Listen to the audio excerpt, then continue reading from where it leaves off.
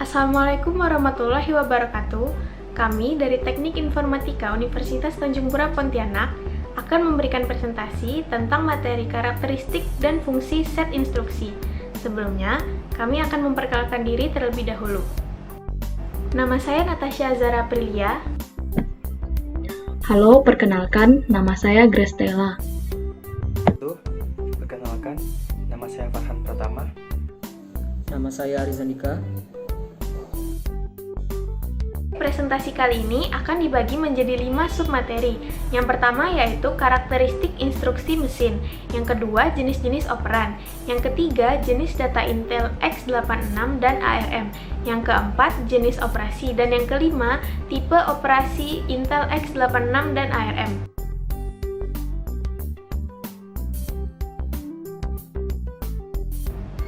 Lalu di sini ada elemen dari instruksi mesin. Yang pertama yaitu operation code, kemudian source operand reference, kemudian result operand reference, kemudian next instruction reference. Lalu sumber dan hasil operand dapat berada pada main atau virtual memory, kemudian prosesor register, lalu immediate, dan pada I/O device.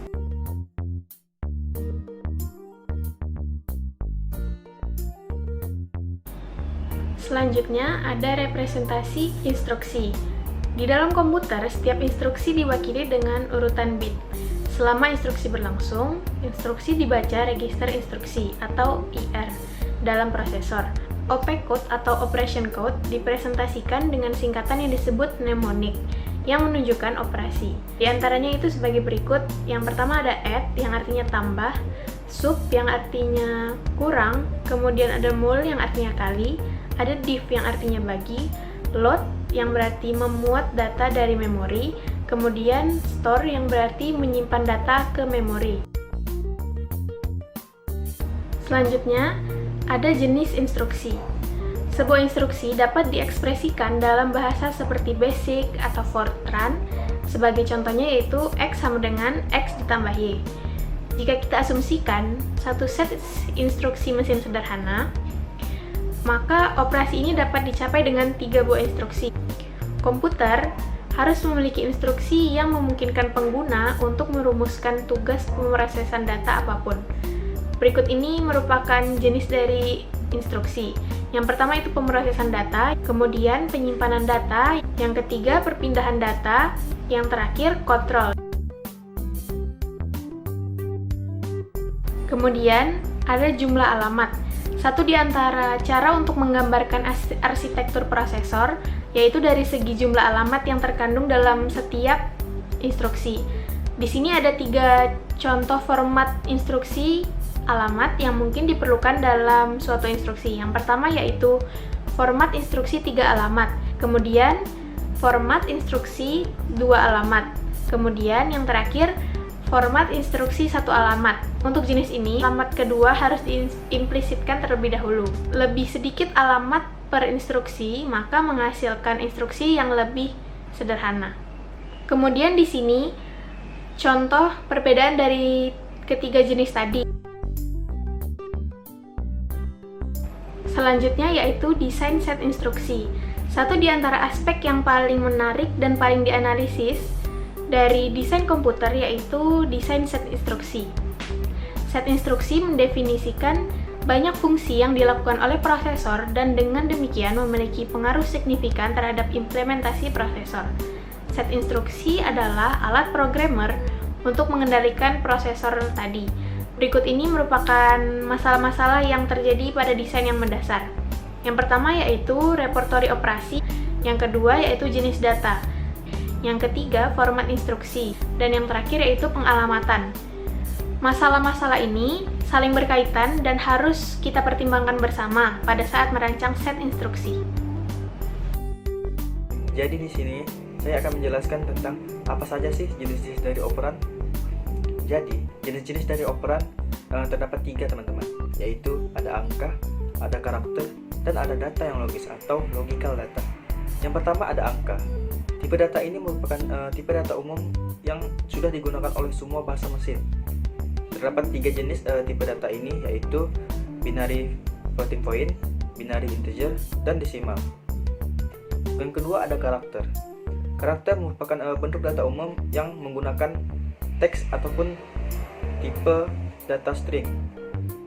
Sejumlah kode telah dirancang di mana karakter ini diwakili oleh urutan dari bit. Selanjutnya ada data yang logis. Data yang logis yaitu memiliki nilai antara 0 atau 1. Saat menyimpan data dengan array item, data boolean atau biner, setiap item ini hanya bisa mengambil nilai benar saja ataupun salah saja. Yang dimana nilai 1 yaitu nilai benar dan nilai 0 yaitu nilai salah.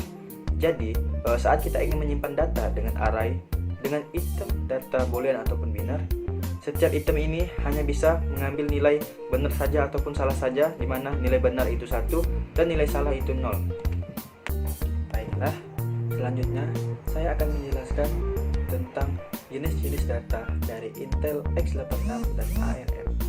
Jadi, x86 ini dapat menyelesaikan tipe data dari angka 8 sampai angka 128, di mana angka 8 yaitu byte, angka 16 yaitu word, angka 32 yaitu double word, angka 64 disebut quad word, dan angka 128 disebut dengan double quad word. Jadi, Intel x86 ini dapat menyelesaikan tipe data dari angka 8 sampai dengan angka 128 dengan dalam panjang bit.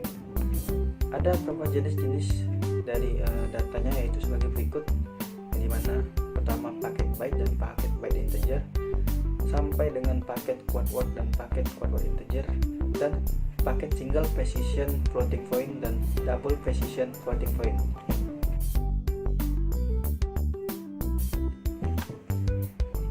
Dan mayoritas implementasi prosesor ARM ini tidak menyediakan perangkat keras yang menghemat daya ataupun area. Jika aritmatika floating point diperlukan dalam prosesor tersebut, maka itu harus diimplementasikan dalam perangkat lunak, bukan hanya perangkat keras saja. ARM mendukung coprocessor floating point opsional yang mendukung tipe data floating point tunggal dan ganda yang didefinisikan dalam IEEE 754. Baiklah, dapat teman-teman lihat pada gambar. Dan saya sudah jelaskan tadi, jadi di mana ARM ini bisa diambil contoh untuk alamat itu sebagai titik potong untuk mengakses setengah kata ini ataupun satu kata dari beberapa byte ini. Mungkin hanya itu yang dapat saya sampaikan. Selanjutnya akan dijelaskan oleh teman saya. Baik, kita akan masuk ke dalam materi jenis operasi. Kode operasi berbeda dan bervariasi dari mesin ke mesin. Namun jenis yang paling umum ditemukan yang pertama adalah transfer data, yang kedua aritmatika, ketiga logis, keempat konversi, 5 input-output, 6 sistem kontrol, dan yang ketujuh adalah transfer kontrol. Baik, yang pertama adalah transfer data. Jenis transfer data yang paling mendasar dari instruksi mesin adalah instruksi transfer data. Untuk melakukan instruksi tersebut, data harus spesifik seperti lokasi operan, panjang data, dan modus pengalamatan harus ditentukan terlebih dahulu. Jika salah satu atau kedua operan berada di dalam memori, maka prosesor harus melakukan tindakan berikut. Yang pertama adalah menghitung alat memori, yang kedua adalah menentukan apakah item yang dibahas berada dalam cache. Selanjutnya, aritmatika. Sebagian besar mesin menyediakan operasi aritmatika dasar seperti menambah, mengurangi, mengali, dan membagi. Operasi tersebut biasanya disediakan untuk bilangan bulat, tetapi terdapat juga beberapa yang disediakan untuk angka desimal. Operasi lain yang mungkin termasuk berbagai instruksi operan tunggal, misalnya yang pertama absolute, kedua negate, ketiga increment, yang keempat adalah decrement. Selanjutnya adalah logis. Sebagian besar mesin juga menyediakan berbagai operasi memanipulasi bit individu dari sebuah kata atau unit alamat lainnya. Biasa disebut juga dengan bit twiddling. Mereka didasarkan pada operasi boolean. Beberapa operasi logis dasar yang dapat dilakukan pada data boolean atau binar, teman-teman dapat melihatnya pada tabel berikut. Selanjutnya adalah konversi. Petunjuk konversi adalah mengubah format atau beroperasi pada format data, seperti mengkonversi dari desimal ke binar. Contoh dari konversi yang lebih kompleks adalah instruksi EIS/390. Instruksi ini biasanya digunakan untuk mengkonversi dari satu bit ke kode yang lain.